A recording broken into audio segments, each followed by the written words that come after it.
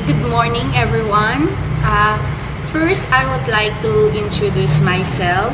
I will be your instructor for this week, and I would like to welcome everyone for this Maritime English course, week 2. First, my name is Elaine. Will be your instructor for 2 days for this week. Okay, but before we start, here, I'll be showing you some pictures.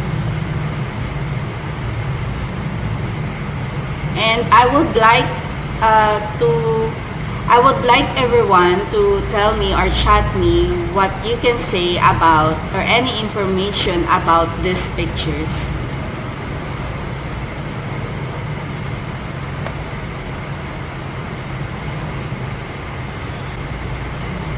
Any information about this? What can you say about this picture? It's a food, right? We can say this food, it's what word can we describe? It is a junk food.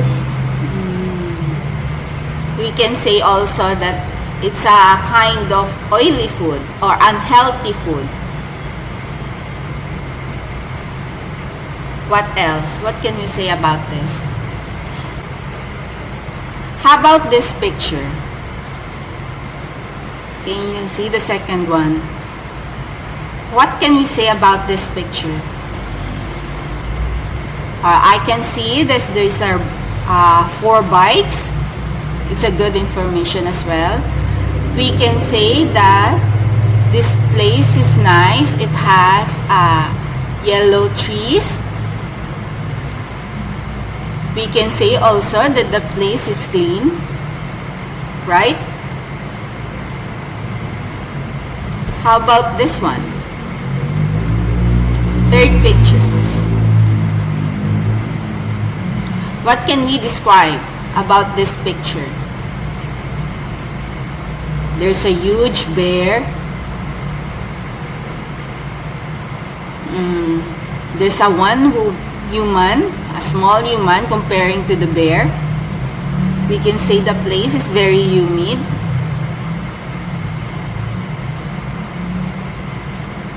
What else can we say?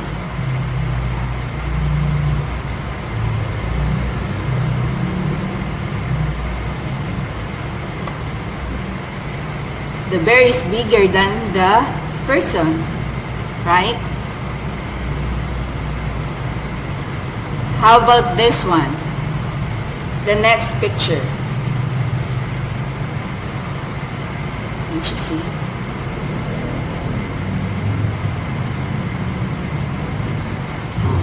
It's a pair of shoes. What information or what can we describe on the picture? It's a muddy shoes. It's a dirty shoes. Yes, that's right. What else? We can say also that it's an old pair of shoes. The next picture. We go to the next one. This one. It's can everybody see it now?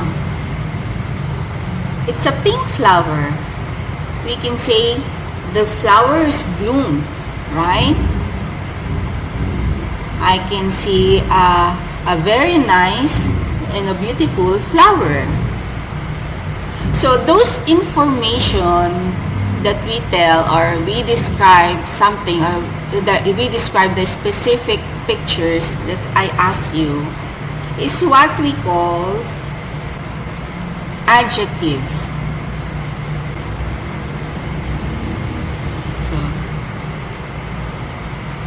So here, like what I asked you to do in the pictures we're describing, right? So adjectives are the words that we use to describe a noun or a pronoun. So it also gives information about the noun. It gives us the character.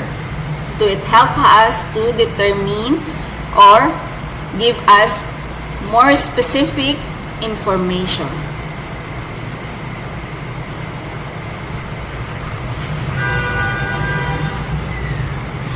So here I'll show you the types of the adjectives. So we can able to determine, or we can categorize the specific English or specific adjective that we can use. So first, here,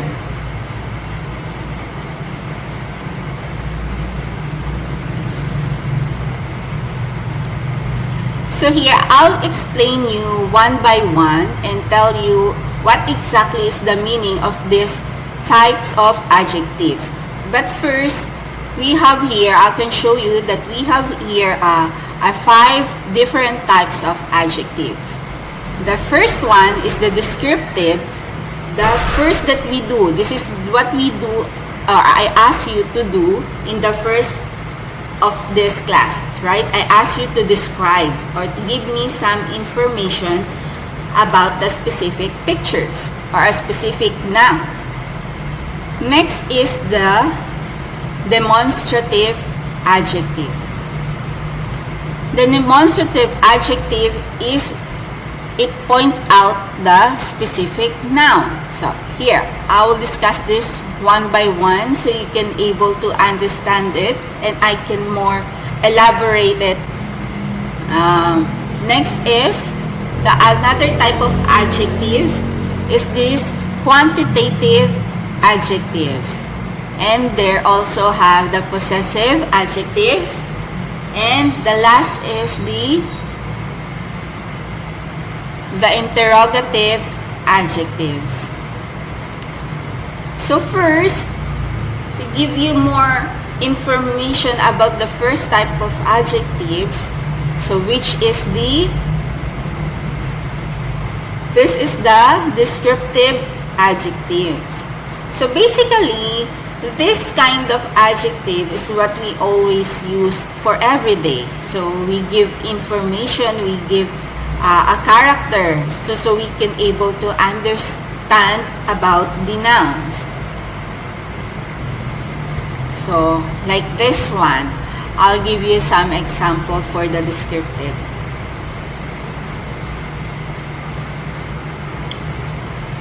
Here, the first sentence is, the first example is, the brown dog is barking too loud. See?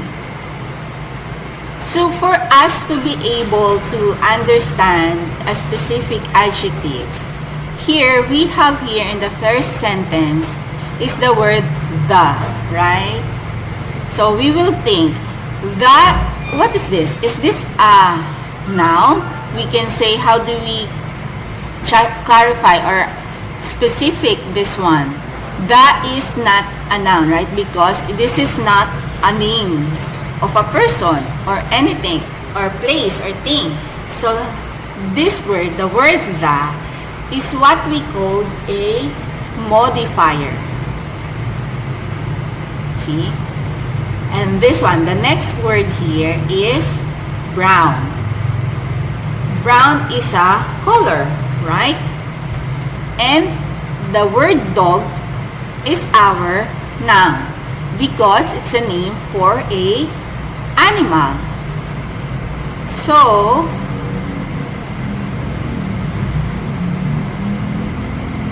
the dog or the brown used to describe the word dog.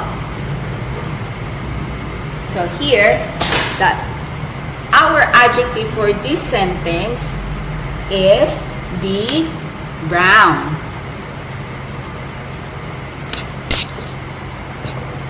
So the brown dog is barking too loud. So that's our adjective, the word brown.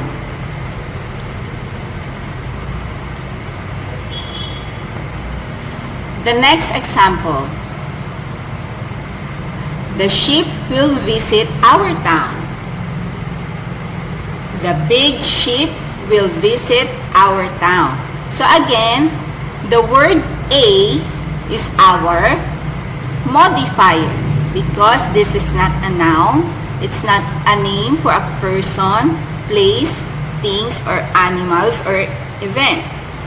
So our noun here will be the word ship because ship is a noun for a thing. And remember, I want you also to remember that this descriptive adjective is placed before the noun. So as you can see here, our adjective here will be the word big. Okay? Because the word big is used to describe the ship. So big, the word big is placed before our noun.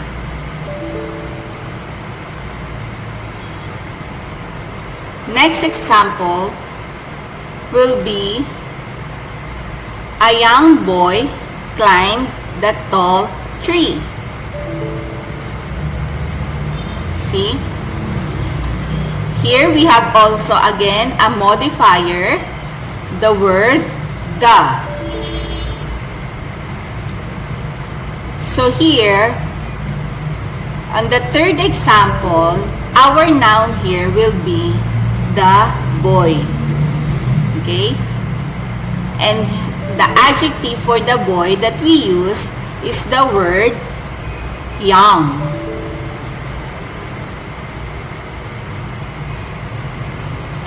So we can say that the word young is used to describe the age of the boy.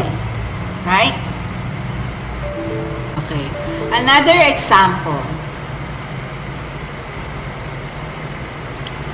A tall tree. Here. So we have here a simple sentence, not a complete sentence, but a specific that there will be a noun and there's an adjective. So here, a tall tree. So we use the word tall to describe the tree. Right? So the adjective here will be the word tall. And also, remember, always the adjective is placed before the noun. Another example. Okay.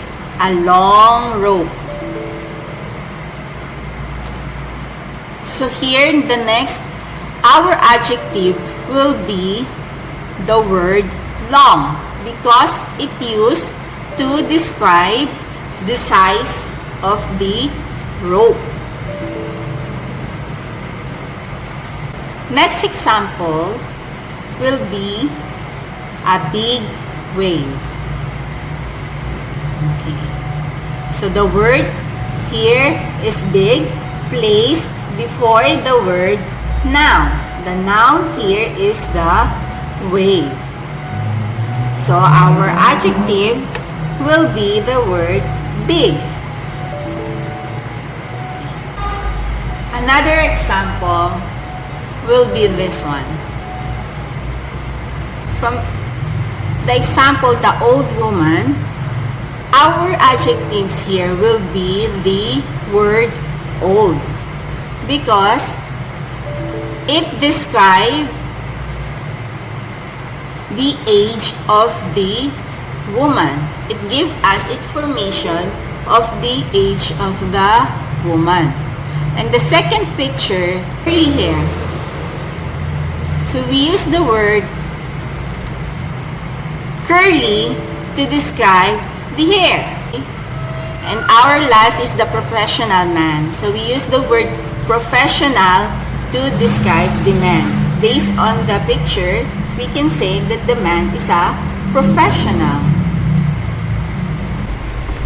For our second adjective, the types of adjective is what we call the quantitative adjectives.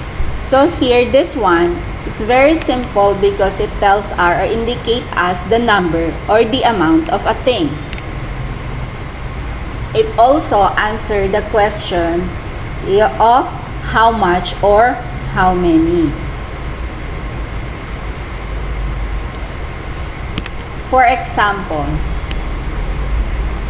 we have here in the 5th floor. So here, remember that the adjective is placed before the word noun. So our noun here is the floor, and our quantitative adjectives that we use is the word 5th, because it tells us on which floor it is indicated. The second example here is I have 4 bananas in my hand. So our noun on this example will be the word bananas. And we use the word before our noun is the word 4. So that will be our quantitative adjectives. The word 4, because it tells us of how many bananas do we have or I have. The third example will be there are 5 cars parked outside. So our noun here is the word cars, and we use the word or the number 5 to use as our quantitative adjective. So it describes of how many cars are parked outside.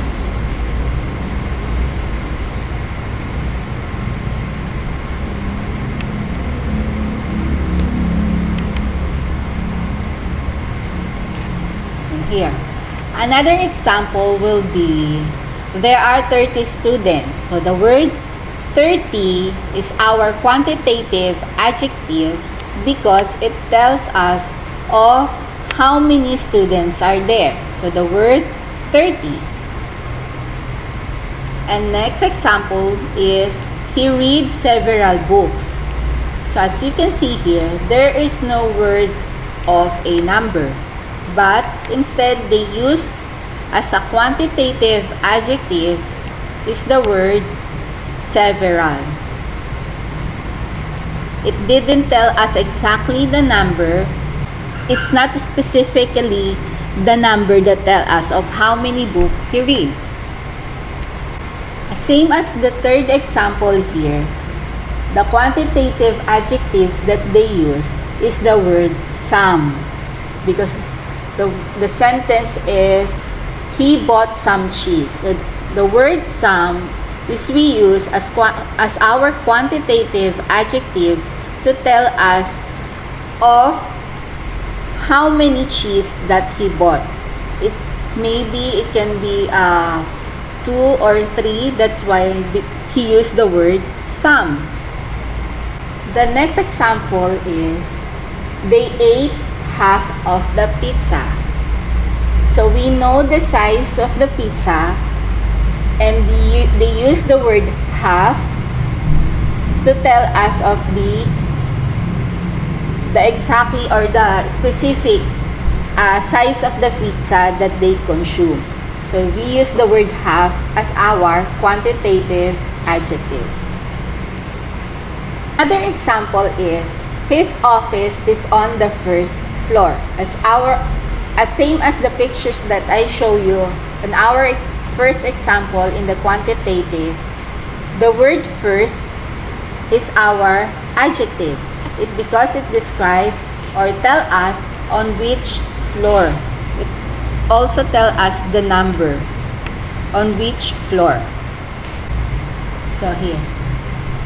Another type of adjectives that we need to know is what we call the demonstrative adjectives.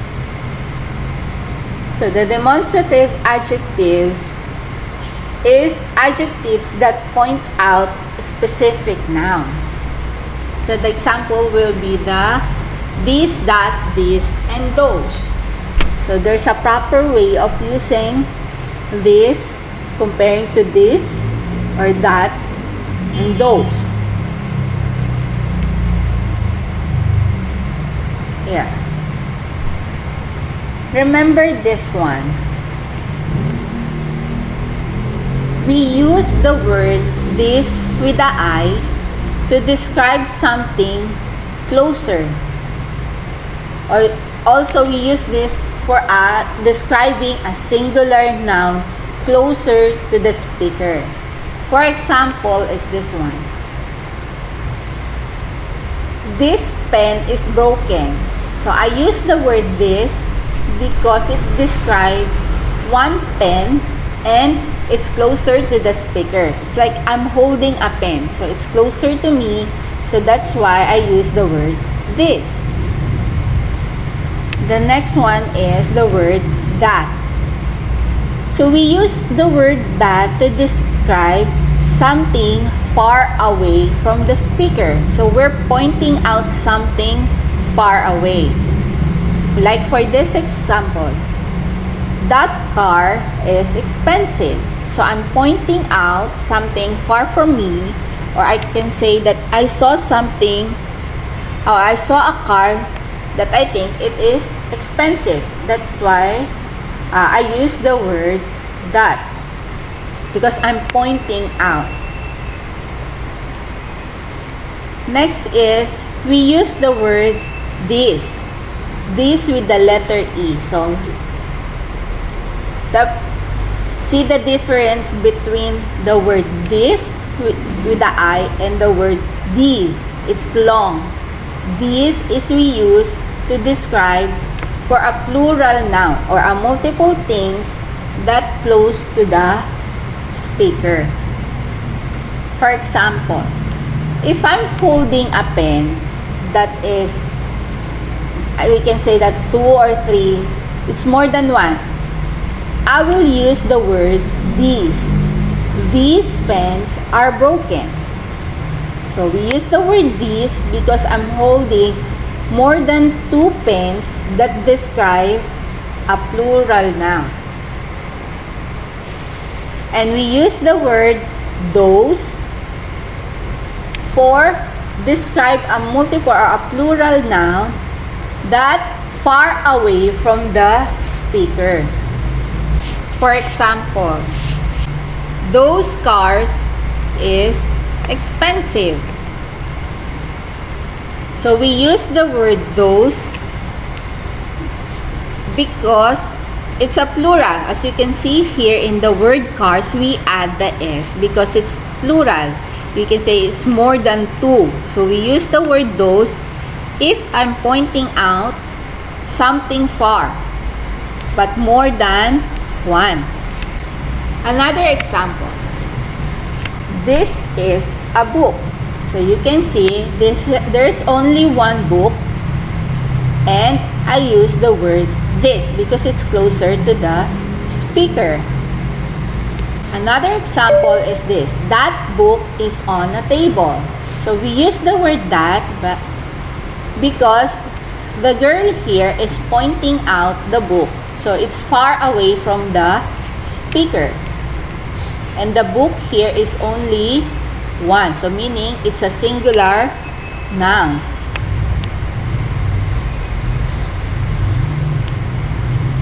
Another one is this is a cupcake.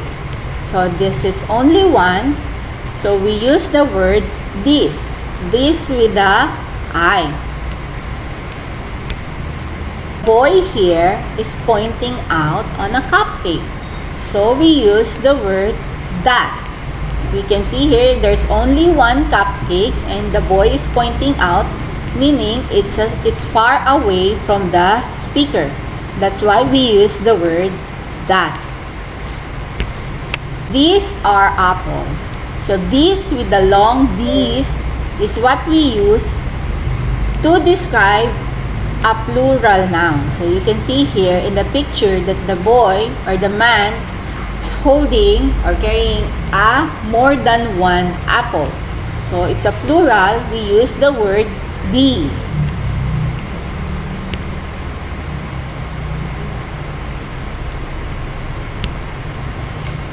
For this time, we use the word those because the boy here is pointing on a plural noun. Our plural noun here is the apples. So, but it's far away from the speaker, so we use the word those.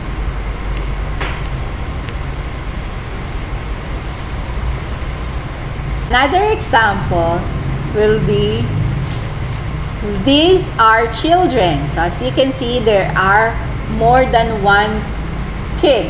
So we use the word children as a plural for the child. So, and we use a demonstrative adjective, these. The long this, okay? These with the letter E.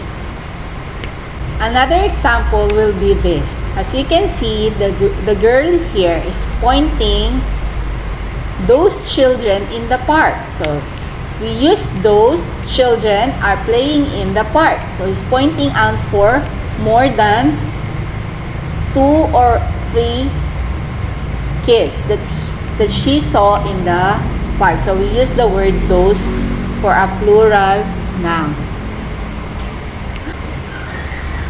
Another adjective is what we call a possessive adjectives. So this time, the possessive adjectives, it tells us or express us for an ownership. So it tells us the ownership of the noun. Like for this example, as you can see here. On the left side, you can see the I, you, he, she, it, we, and the word they. This is what we call a simple pronouns. So we use this to substitute for the name or the noun.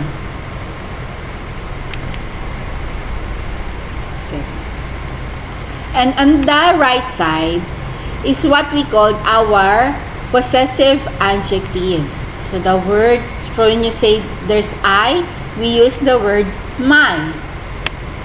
The word you for a simple pronoun, we use the word your as our possessive adjective. He for his, she for her, it for its, we for our, they for their. So for you to able to understand more about the possessive adjectives, I'll show you this example. The first one is, my phone is not working. So here, we use the word my as a possessive adjective. As I told you, the possessive adjectives, it tells us the ownership. So it tells us that this phone, the noun phone, it tells you the ownership that this is mine because I use the word mine. The next example is, her hair is longer than mine. So we use the word her as our possessive adjectives to tell her that our noun is belong to her. The next will be, she is our favorite teacher. So we use the word our as our possessive adjectives because you belong in this, or it tells you in this sentence, we can identify that the word our is you belong on this sentence. So the ownership will be our. All students finish their books. So our possessive here is the word their. Another one is, he lost his glasses again. So the word his is our possessive adjectives. So as you can see here in our example, my, her, our, their, and his. These adjectives, it tells us the ownership of the speaker, or those we describe the noun, the ownership of those noun. Another example is, my cup is green. So again, we use the word my because the speaker is telling that our noun here, the cup, it owns this. So we use the word mine as an ownership of the speaker.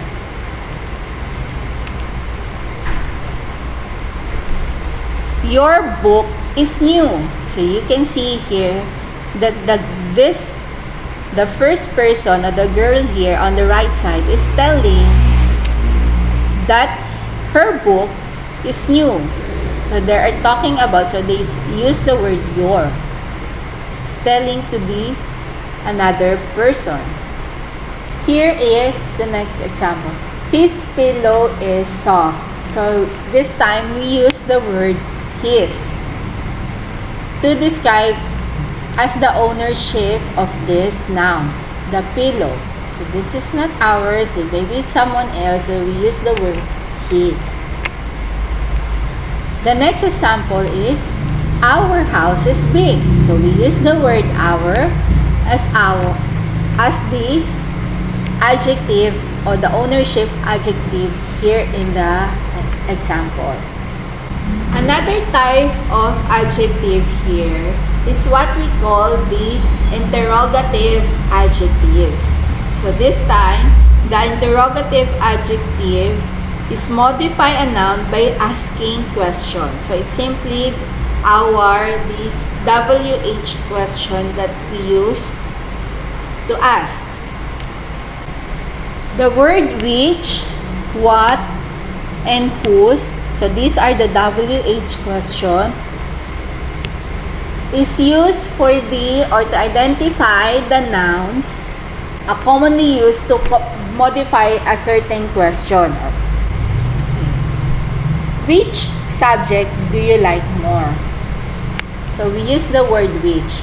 When we use the word which, it's like asking for a specific, or we're looking for a specific answer. So we use the word which. And another one will be, what kind of movies do you love? So this time, our interrogative adjectives will be the word what. What is we use to, maybe we're asking for a general answer. We're looking for a general answer. That could be not specific.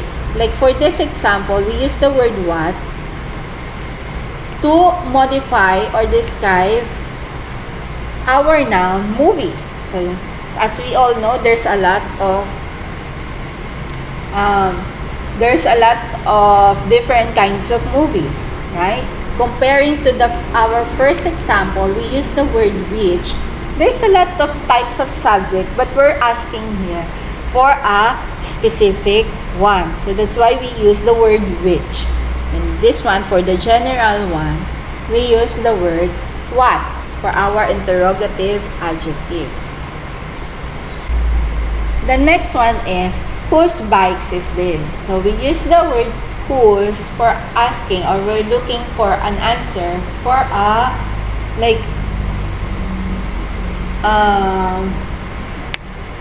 like an ownership, same as the possessive adjective that we described. Whose, also the word whose is for, if you're looking an answer for an ownership. Another one will be, which dress is more expensive? So we use the word which to describe our noun dress. Another example here is, whose pen did you borrow? So the word whose, or the WH question whose, is we use as our interrogative adjectives. as our recap on our adjectives.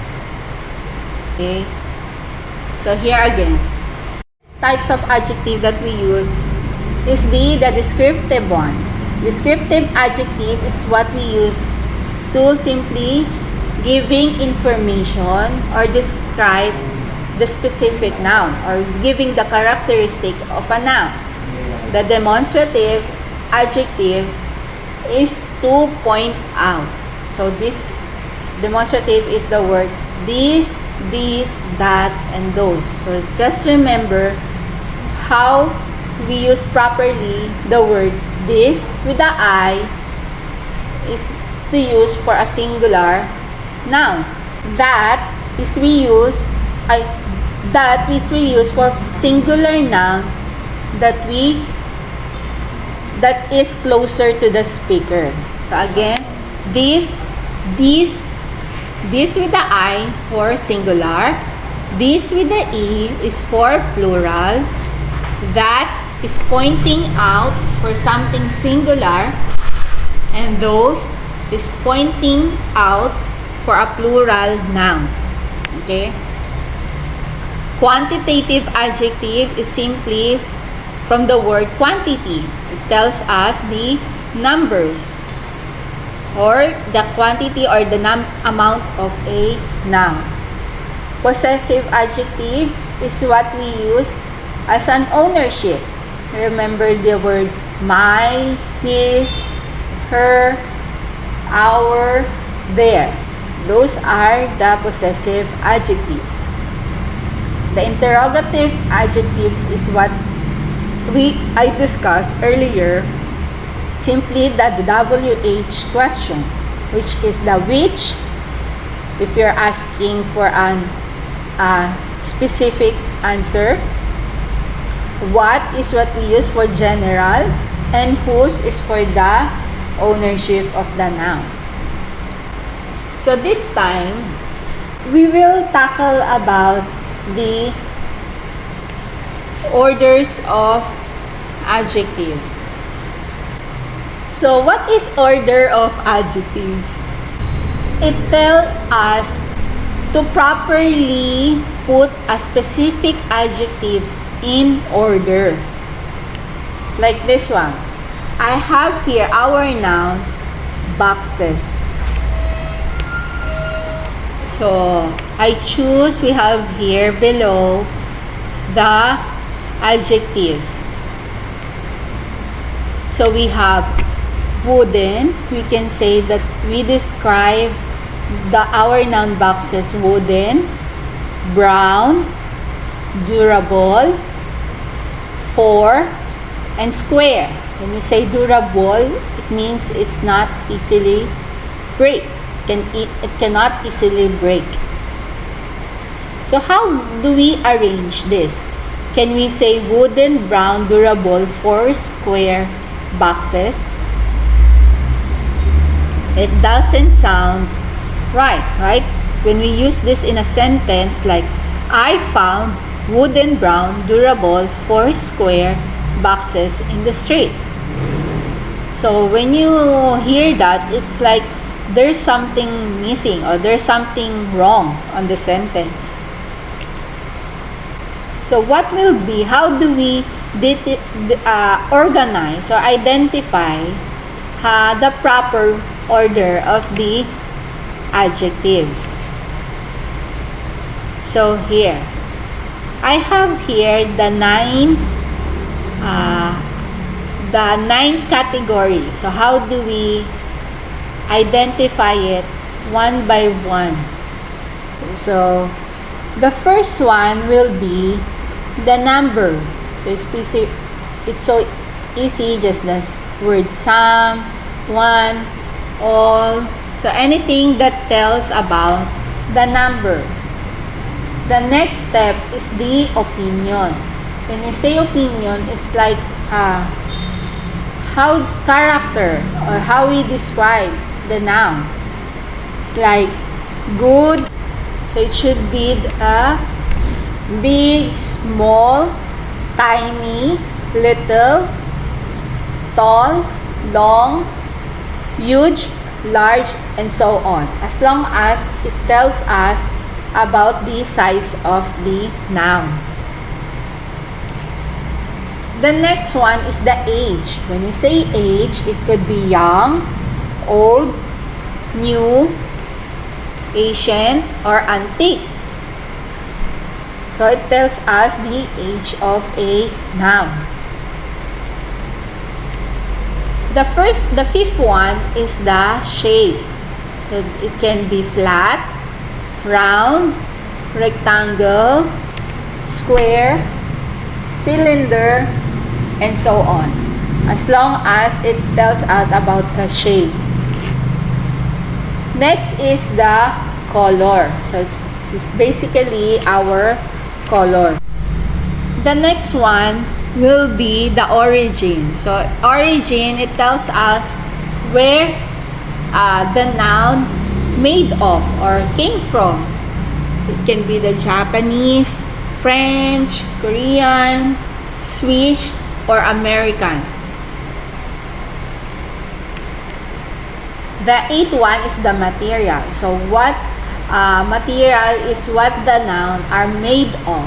So it could be wood, plastic, glass, or paper. It can be also gold, silver, or silk, or like if we describe a fabric, like that.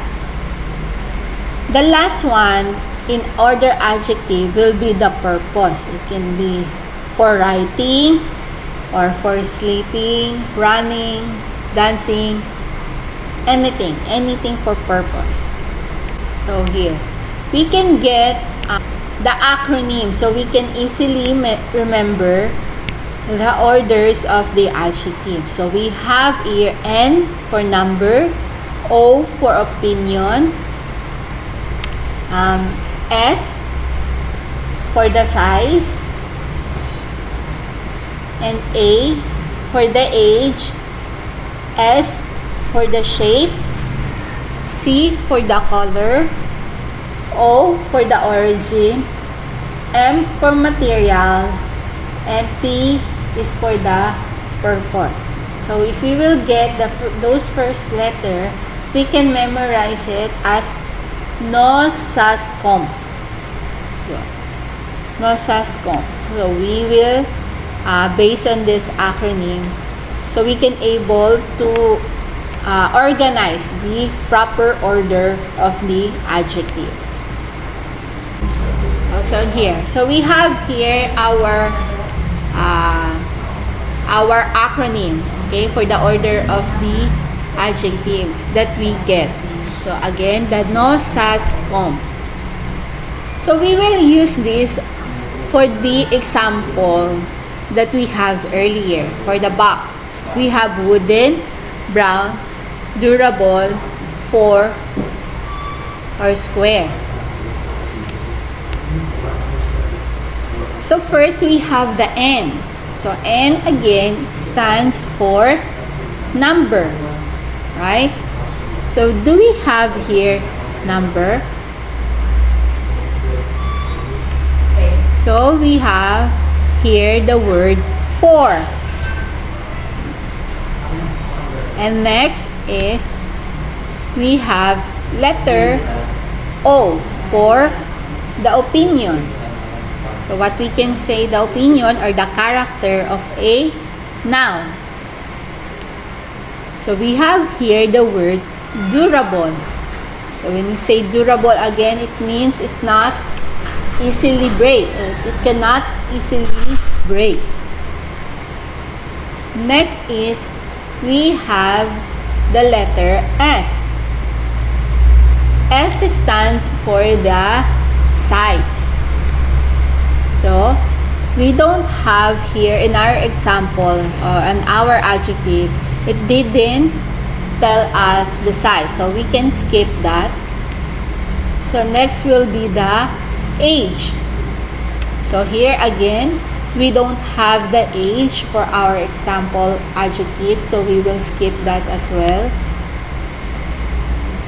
Next is the shape. So we have here, S is for the shape. So we have the word square. And next will be the color. Our color here in our adjective is the word brown. Next is our O. O stands for the origin. So we don't have here, we don't have the given example for the origin, so we will skip it. Next is for letter M. So we have here M for material. So we have here the word wooden. So here. And last will be the letter P for the purpose. As we use this in the sentence, it will be like this. I found a 4 durable, square, brown, wooden boxes in the street. So this will be the correct order of the adjective. So we need to follow the 9 steps so we as to able to build a correct sentence or a correct adjectives in the sentence. Another example. So I have here, I order a rectangular, huge, delicious pepperoni pizza. So here we have here the adjective rectangular, huge, delicious pepperoni pizza. So for us to able to determine if those adjectives are in the right order, we will use the NO-SUS-COMP as the acronym for the steps. So here the pepperoni pizza is our noun. For the letter N, we have here stands for the number. So we don't have given number here, so we will skip. The next will be the letter O for the opinion. So we have here the delicious.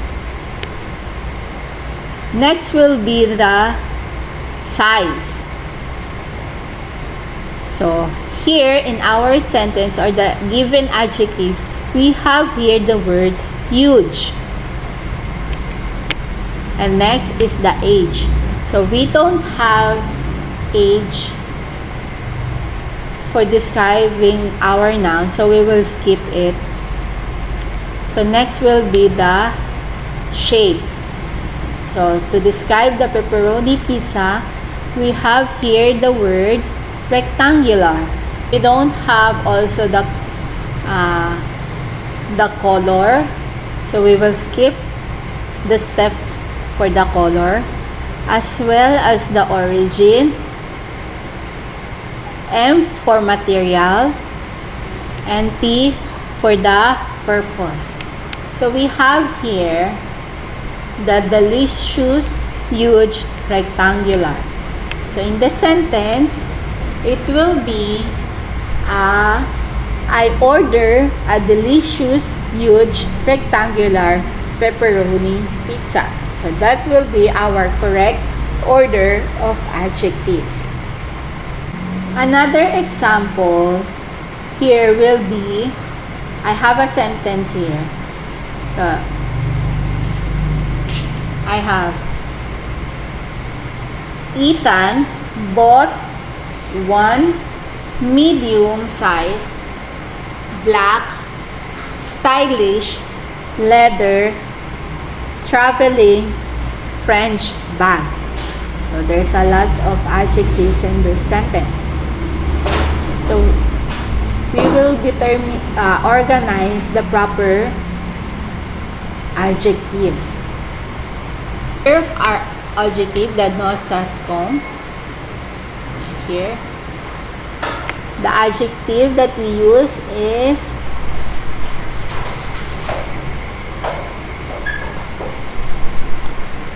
one medium size, stylish, leather, traveling, and French.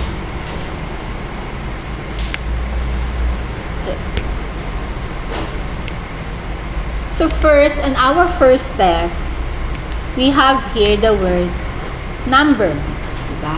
So we have here the word 1 for the number category. So next will be letter O for the opinion. So we can say the word stylish. And the next one is the medium size for the size. So remember how we still following the step, the no, sas, com. So, and for number, O for opinion, so we have the word stylish. S for the size, so we have here the medium size. And next will be the age. So we don't have the age, so we will skip it. So the next step will be the shape. So we don't have shape as well, so we will skip that step. And the next will be the color. So here we have a given adjective, color black. And another step, the next step will be the origin. So we have here the given adjective for the French as our origin. Next will be for the M, stands for the material. So we have here adjective leather. So we use that for the material. Here, you can have the correct order of adjectives. So it will become Ethan bought one stylish, medium size, black, French leather traveling black bag. So that will be our correct order of adjectives for this example. Okay. So this time, we will have about another discussion about adjective. It's what we call the degree of comparison. So this one, we will now compare these adjectives. So the first one, we have here 3 categories. So we have the positive, comparative, and the superlative. So what is positive? Positive describe positive, it means it's just the original word for the adjectives. So here, for example, the earth is large. So we have here the word to describe our noun is the word earth. So our adjective here that we use is the word large. So it describes the size of the earth. To make it in a comparative, so first, we use the word comparative when comparing two things. Or for one syllable, remember we will just add the word ER or R only. If the adjectives is already ending with the letter E, we will just add the letter R. For example, the earth is larger than the Mars. So here, this time, the word large is we add an letter R comparing the earth to the Mars. And after our adjective here, there's the word than. So we need to put the word than when comparing two things. So comparative, it's just ER followed by the word than or add R. For the superlative, it used to compare two or more things. So this time, we will add the word EST or est in our adjective. For example, Saturn, here, the Saturn, is the largest among the 3 planets. So, this time, there are 3 planets that comparing. So, the Saturn are compared to these 2 planets, the Earth and the Mars. So, the word here, our adjective here, as you can see, it become largest because we add the EST. So, from the positive, original, it become the word large. To become comparative, it will become larger. To become superlative, it will become largest. So, we add EST.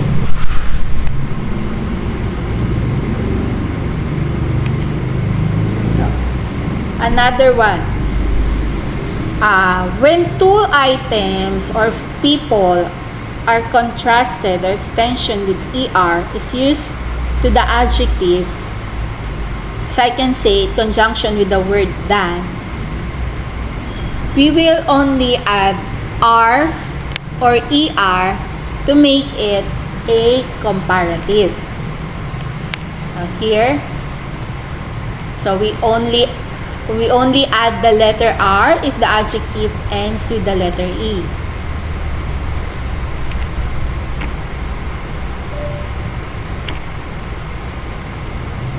So here are the examples.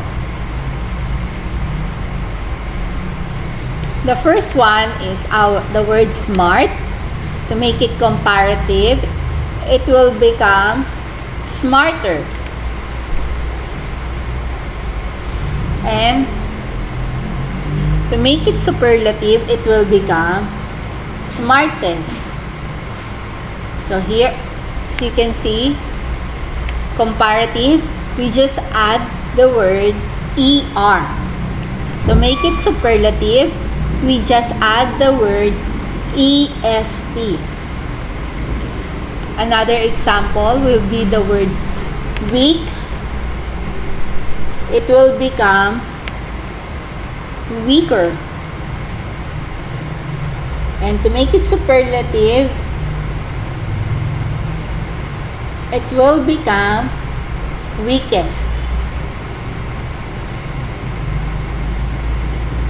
So we just add again ER for comparative, EST to make it superlative. Another example will be the word late. It will become later or latest. Strange.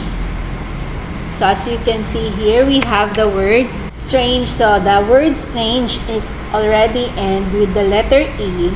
To make it comparative, we'll just add the letter R. So it will become stranger. And for the superlative, it will become strangest. So we add only ST because it already ends with the letter E.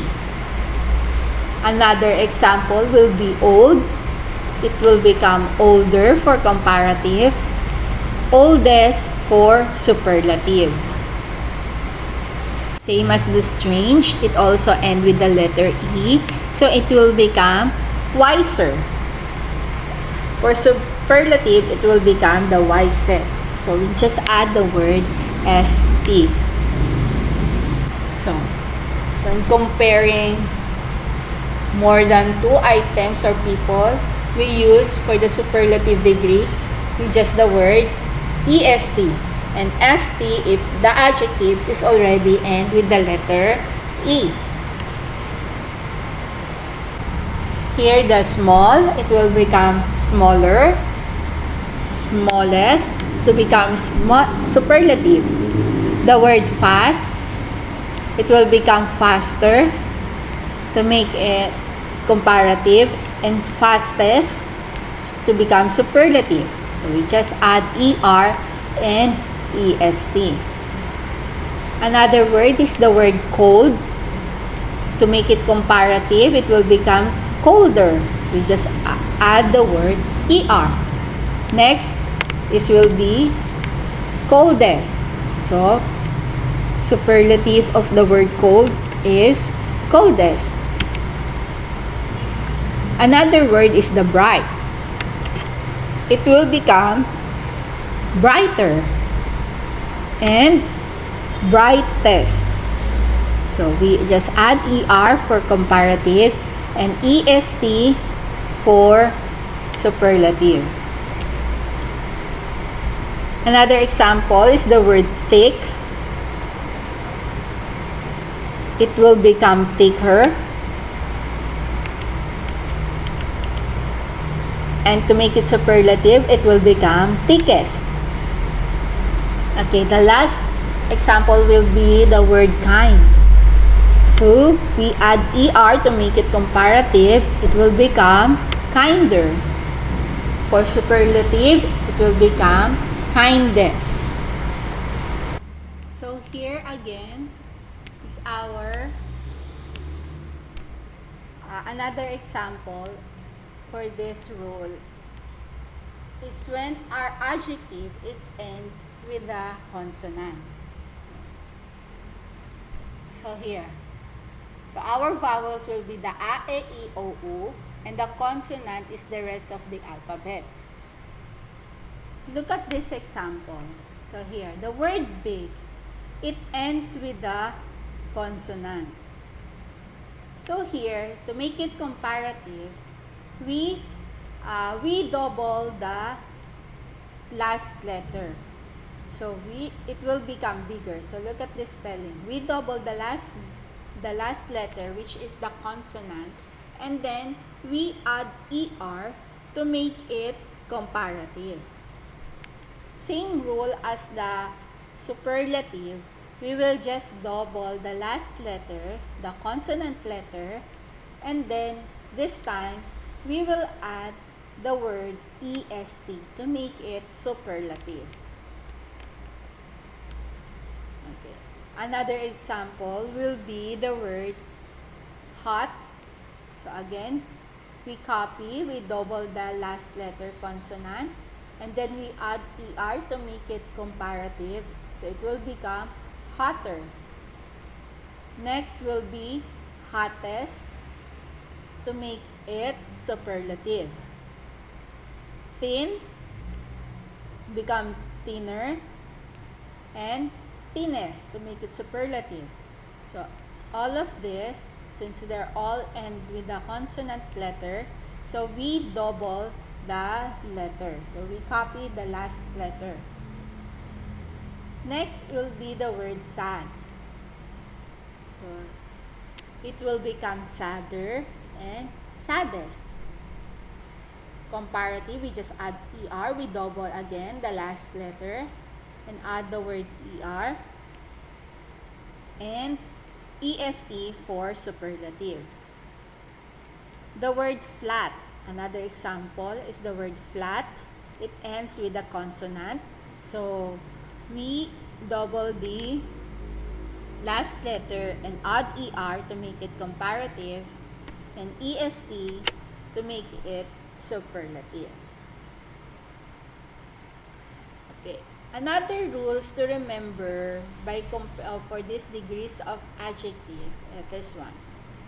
If the adjective is ending with a Y, then we need to change the letter Y to I. And then we will add ER to make it comparative and EST to make it superlative. For example, this word here, the first example is dirty. So the word dirty is already end with the letter Y. So what the rule said is we need to change the Y to I. So to make it comparative, we change the Y to I and then we add the word ER. So it will become dirtier. Same as the word for the superlative. Again, we change the letter Y to I and then we will add the word EST. Next is the word ugly. So it also ends with the letter Y. So we need to change it to I. It will become uglier to make it comparative. And ugliest to make it superlative. So remember, we're comparing, we use the comparative to comparing two person or two things. Then followed by the word than. Another example is the word pretty. So it ends with Y, so we have to change the letter Y to I and add the ER to make it comparative. It will become prettier. Next is superlative. So we change the I to I. It will become prettiest because we add the EST to make it superlative. Happy. The word happy also ends with the letter Y. So we change the Y to I. It will become happier in a comparative form because we add the letter ER. And happiest to make it superlative because we add the word EST or the letter EST. Another example will be the word healthy. So here, it ends with Y. So the rule says we have to change the Y to I. So healthier. It will become comparative because we add the word ER. We change Y to I and add the word or the letter ER to make it comparative.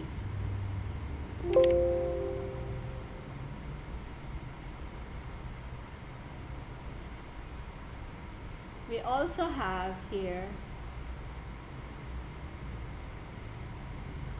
another one. Oh, it make superlative. We just add the word EST. So we change Y to I because the word healthy also ends with Y. Change I to I and add the letter EST to make it superlative. Okay, another example will be the word heavy. So another rule, based on the rule, we change Y to I and add ER to make it comparative and EST to make it superlative. So that's adjectives that have two syllables. So dirty, ugly. So it means that's what we said or what we call when we say two syllable. Okay. So this time, some adjectives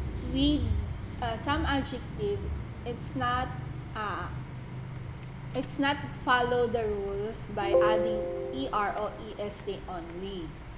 So this time, to make it comparative and superlative, we will use the word more for comparative and most for superlative. So how do we know if we're going to use ER, EST, and more and most? So we use the word more and most if the adjective have a syllables of two or more. See? For example,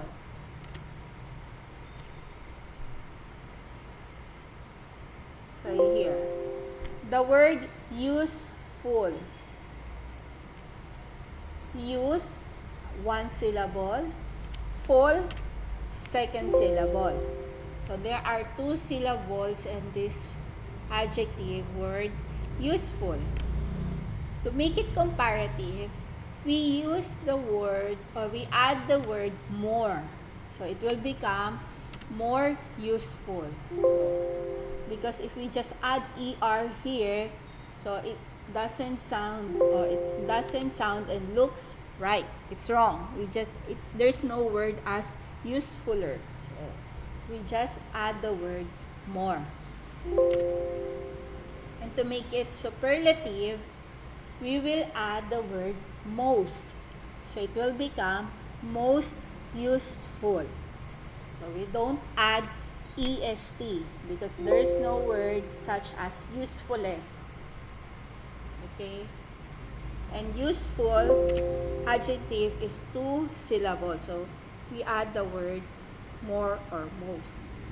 Another example is the beautiful. So beautiful. So there are four syllables.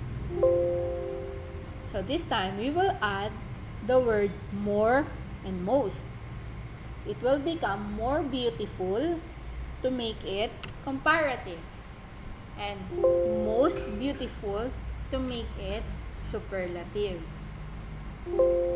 Another example, important. So how many syllables are there? Important. So there are three. Important. So three syllables. So we will add more. So it will become more important to make it comparative. And most important to make it superlative. Another example.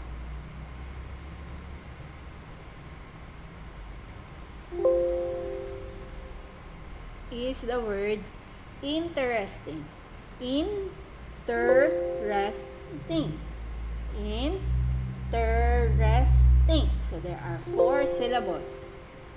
So we will add the rules. We're adding the word more and most to make it comparative and superlative. The word interesting, it will become more interesting to make it comparative. And most, we add the word most, so it will become most interesting to make it superlative. So another example is the word active. So there are two, active. There are no word like activer or activist. So we don't add the letter er or est.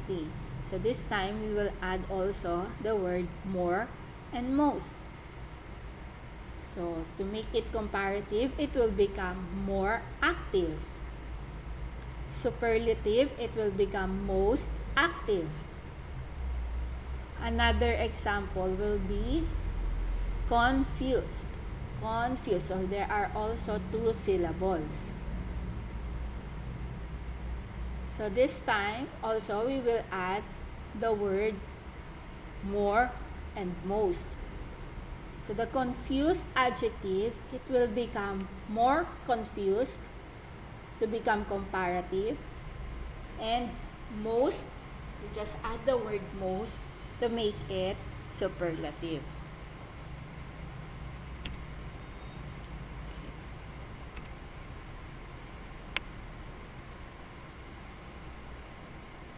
So this time, we have here is what we call an irregular degree of adjectives. So what are those irregular adjectives? So these are the adjectives that we are not adding er, est, or more and most. So meaning we have to change. We have to change the words itself. So for the example, the word good. So we cannot add ER and EST because there are no words such as gooder or goodest. We cannot say also that more good or most good. It doesn't sound good. So, to make it comparative, the word good, it will become better. To make it superlative, it will become best. So, from good, better, best. Another example will be the word bad. So, the superlative of bad is worse. And the superlative is worst. Again, for the bad, it will become worse and worst. Another one. For this example, the word much. The comparative of much are the same. So we didn't change it. So still the word much for comparative. But for the superlative, we use the word most. So again, for the our adjective much, so it will become much, much, and most for the superlative. Another example will be the little. So the comparative of little is less. Less with the letter E only. Less. And the superlative of little is least. So this one is less. Superlative is least. Less, least. Another example will be the word far. So this one, the word far is this time we add the rule of adding ER and EST. So this will become farther and farthest. See? Just remember the rules. Again, the recap for our rules. For the degree of adjectives. So first, we just add the ER for comparative and EST for the superlative. If it a singular syllable, when we say singular, only one. So like this, for this one,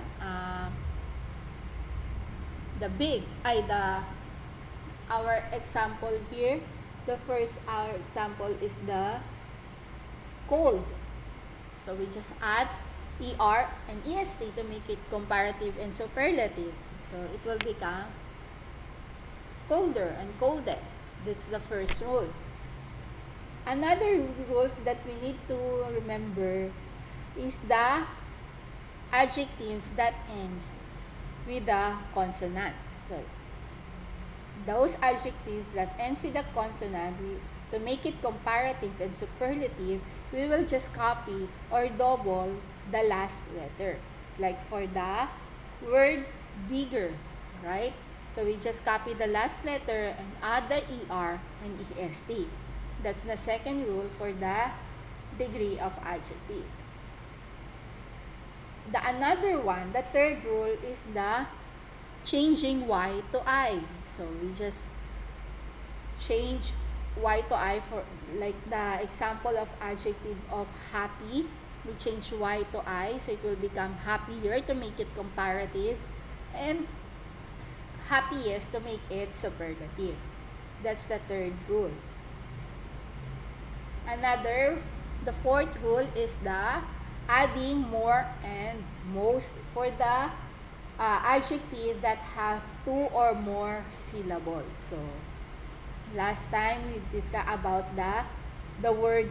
Our example there is the word important. So important. So there's 3 syllables there. So we just add the word more to make it comparative and most to make it superlative. And our last rule, the irregular degree of adjectives. Just remember these few example, like the good, better, best, bad, worse, and worst, much, much, most, little, less, and least. So these are the example of our irregular degree of adjectives. So this time, we have here an example exercise. So we will just practice our degree of adjectives. We just fill in the blanks of this example. Like number 1, I want my tea blank sweet than this. So look at this example. The word adjective here that we're going to use is the word sweet. But as you can see, there are the follow word than. So than this. So it meaning it's comparing two things. So we will use the word the sweet the adjective sweet, it will become sweeter because it's comparing two things only. So we just add the word er. Another one. His brother plays blank good than him. So again, the adjective here is good. So and based on this sentence, they're already only comparing two person. So when you say two person, it's a comparative.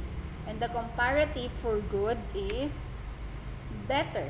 So his brother plays better than him. Another one. I got the our adjective is difficult task in the practical exam. So I got the difficult task in the practical exam. So the adjective difficult, it will become most difficult. We make it a superlative because it's based on the sentence. The practical exam is general. So it didn't say a one subject or one topic only. So there will be a lot. So we use the word, or we just add the word most to make it superlative. Another example is she found little clues than what I got to solve this puzzle. So we have here our adjective little. So she found clues than what I got. So meaning it's comparing two only. So it's a comparative one. So what is the comparative for the word or for the adjective little? It is less. So it will become she found less clues than what I got to solve this problem. Another one. You must dress up in a clean clothes. So the word clean.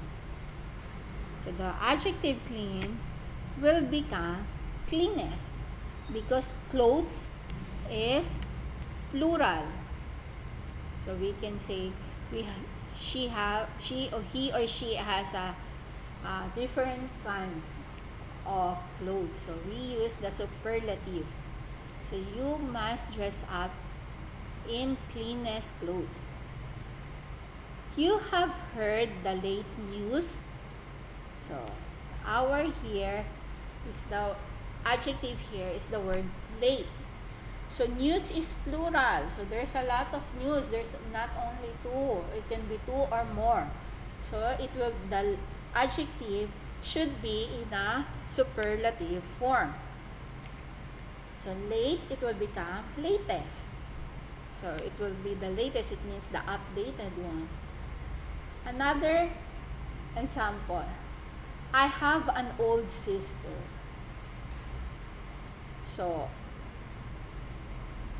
this time, the adjective here is, we can use the word older. So, because the sister is only one. So she's comparing only one sister. So the old adjective, it will become a comparative form. The older.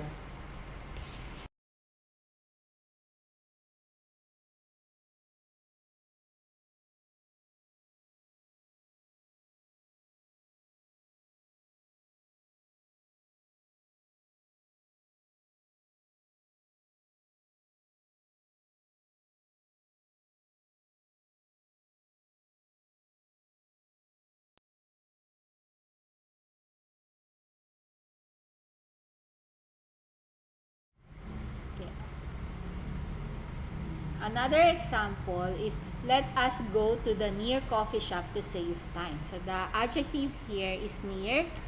It will become nearest. So there's a lot of choices of coffee shop maybe in their place. So we can use a superlative form. Or we can use also a comparative form here. It will become nearer. He is the most clever than any boy on his age. So we make it a superlative form because the word here is than any boy of his age. So it could take lots of years based on the sentence. So we use the word superlative.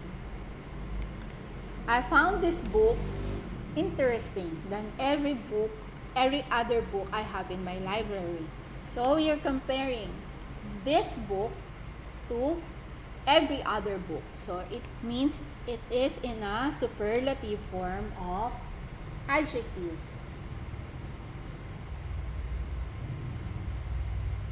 So the interesting will become most interesting. So another one, my school is far, so I go by bus. So this time, look at this. So we use the word far because based on the sentence, my school is far, so I go by bus. So there's no comparison, there's no comparing. So we use the positive form of the adjective. So it means it's the original form. Their performance was delightful. So delightful, performance. So we make it a superlative form. It will become most delightful. The Kitab Minar is taller than India Gate. So they are comparing two.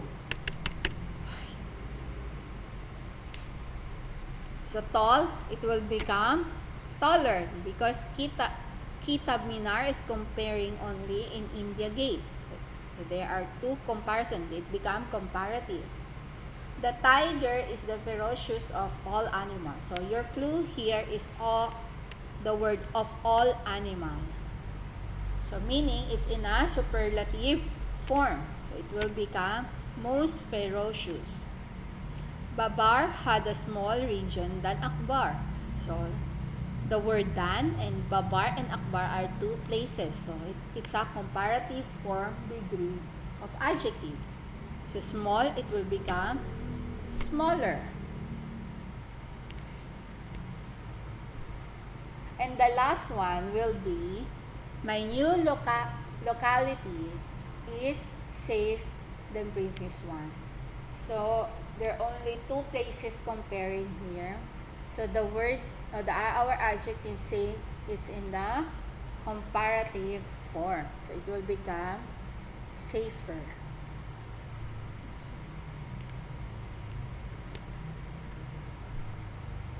Okay, that's it. That's for our first day of our week 2. It's all about adjectives. Thank you.